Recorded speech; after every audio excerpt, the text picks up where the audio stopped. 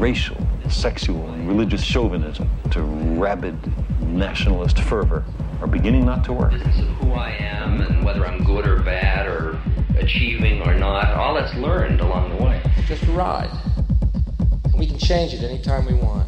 It's only a choice. No effort, no work, no job, no savings of money. I realized that I had the game wrong. That the game was to find out what I already was.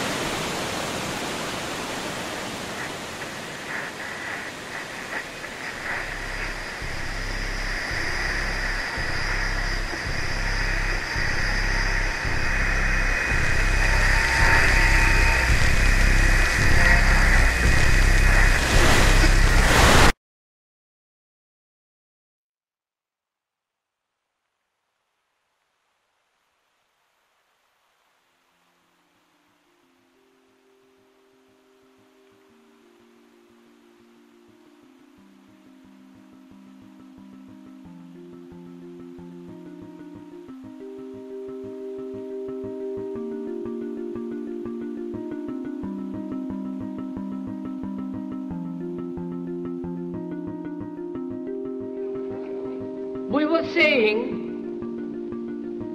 how very important it is to bring about in the human mind the radical revolution. The crisis is a crisis in consciousness, a crisis that cannot anymore accept the old norms, the old patterns, the ancient traditions.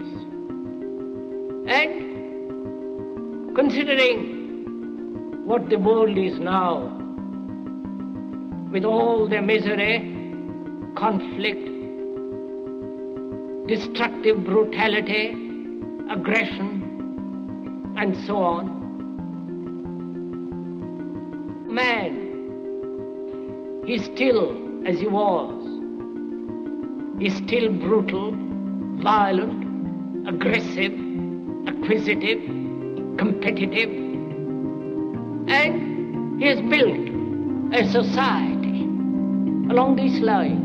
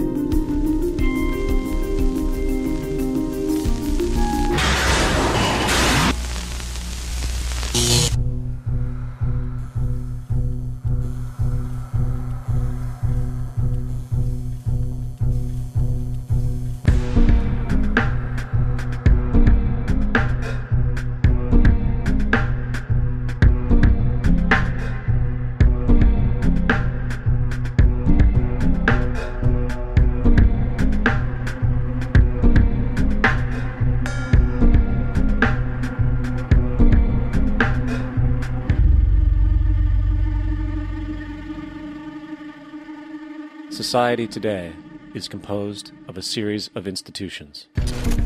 From political institutions, legal institutions, religious institutions, to institutions of social class, familial values, and occupational specialization. It is obvious the profound influence these traditionalized structures have in shaping our understandings and perspectives. Yet, of all the social institutions we are born into, directed by, and conditioned upon, there seems to be no system as taken for granted and misunderstood as the monetary system. Taking on nearly religious proportions, the established monetary institution exists as one of the most unquestioned forms of faith there is. How money is created, the policies by which it is governed, and how it truly affects society are unregistered interests of the great majority of the population.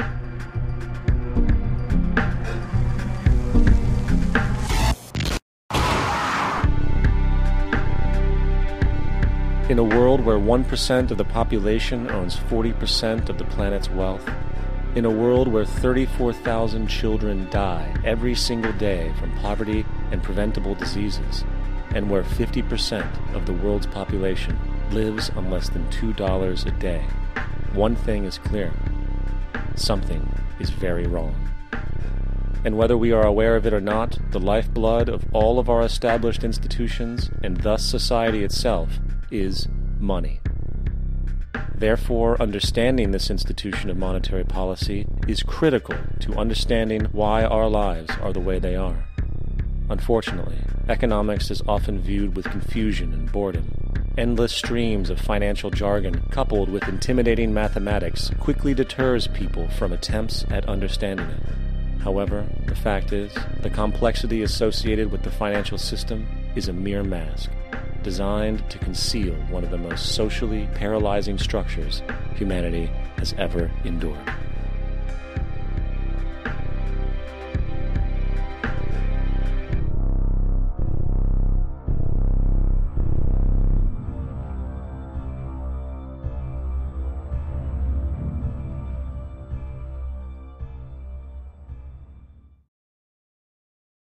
A number of years ago, the Central Bank of the United States, the Federal Reserve, produced a document entitled Modern Money Mechanics. This publication detailed the institutionalized practice of money creation as utilized by the Federal Reserve and the web of global commercial banks it supports. On the opening page, the document states its objective. The purpose of this booklet is to describe the basic process of money creation in a fractional reserve banking system. It then proceeds to describe this fractional reserve process through various banking terminology, a translation of which goes something like this. The United States government decides it needs some money, so it calls up the Federal Reserve and requests, say, $10 billion. The Fed replies, saying, sure, we'll buy $10 billion in government bonds from you. So the government takes some pieces of paper, paints some official-looking designs on them, and calls them treasury bonds. Then it puts a value on these bonds to the sum of $10 billion and sends them over to the Fed. In turn, the people at the Fed draw up a bunch of impressive pieces of paper themselves, only this time calling them Federal Reserve notes, also designating a value of $10 billion to the Fed. The Fed then takes these notes and trades them for the bonds. Once this exchange is complete, the government then takes the $10 billion in Federal Reserve notes and deposits it into a bank account. And upon this deposit, the paper notes officially become legal tender money, adding $10 billion to the U.S. money supply. And there it is. $10 billion in new money has been created. Of course, this example is a generalization, for, in reality, this transaction would occur electronically, with no paper used at all. In fact, only 3% of the U.S. money supply exists in physical currency. The other 97% essentially exists in computers alone. Now, government bonds are, by design, instruments of debt, and when the Fed purchases these bonds, with money it essentially created out of thin air, the government is actually promising to pay back that money to the Fed. In other words, the money was created out of debt. This mind-numbing paradox of how money or value can be created out of debt or a liability will become more clear as we further this exercise. So, the exchange has been made and now $10 billion sits in a commercial bank account. Here's where it gets really interesting.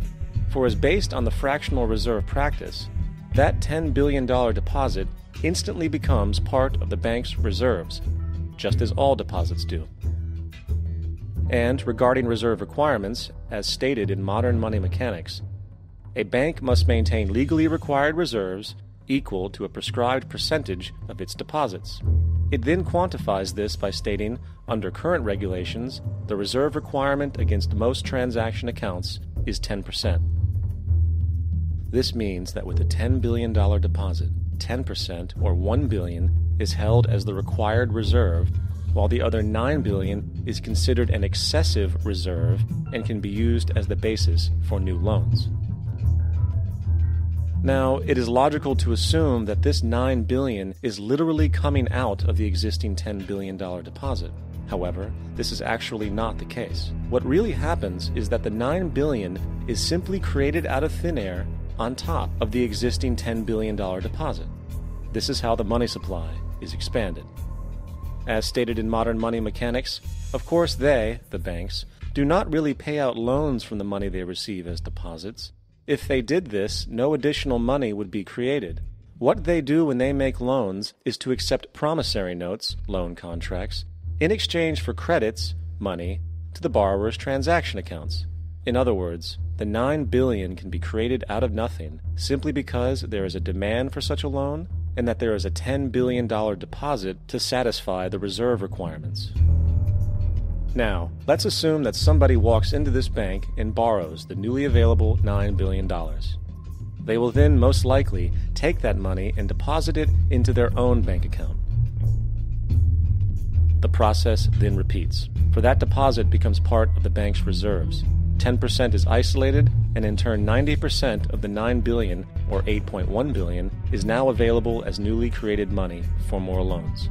And, of course, that 8.1 can be loaned out and redeposited, creating an additional 7.2 billion, to 6.5 billion, to 5.9 billion, etc. This deposit money creation loan cycle can technically go on to infinity. The average mathematical result is that about $90 billion can be created on top of the original $10 billion. In other words, for every deposit that ever occurs in the banking system, about 9 times that amount can be created out of thin air. Money jitters. Ask the obliging Bank of America for a jar of soothing instant money, M-O-N-E-Y, in the form of a convenient personal loan. So, now that we understand how money is created by this fractional reserve banking system, a logical yet elusive question might come to mind. What is actually giving this newly created money value? The answer?